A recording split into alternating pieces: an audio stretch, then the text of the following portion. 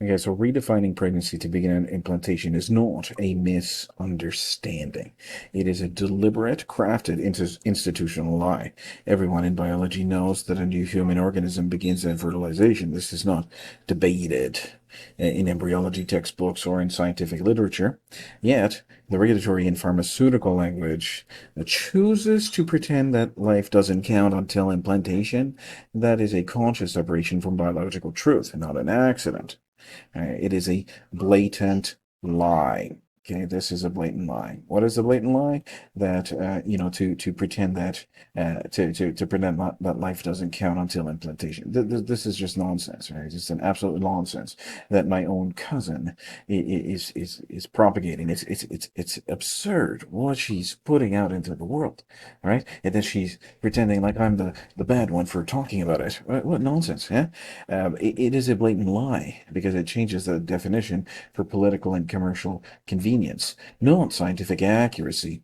It is a blatant lie because it allows people to say, no, pregnancy was ended. Oh, yeah, yeah, it certainly was. It certainly was. There was a pregnancy. The pregnancy was viable. It was a healthy baby boy or baby girl. Even when a developing human being, him or her, has died, it is a blatant lie because it hides the moral stakes from the very patients who deserve the truth, right? And that is egregious, right? This is the greatest crime imaginable, right? There's no greater crime, right? And my own family is responsible for this for propagating this absurd lie, right? No society can claim to be ethical, scientific, or just, while its institutions knowingly redefine reality to avoid responsibility. A lie repeated by doctors. Is this really a doctor? I don't know if it's a doctor. This is an industry representative, a pharmaceutical industry representative. That's all it is. It's not a doctor at all, right? So a lie repeated by reps, right?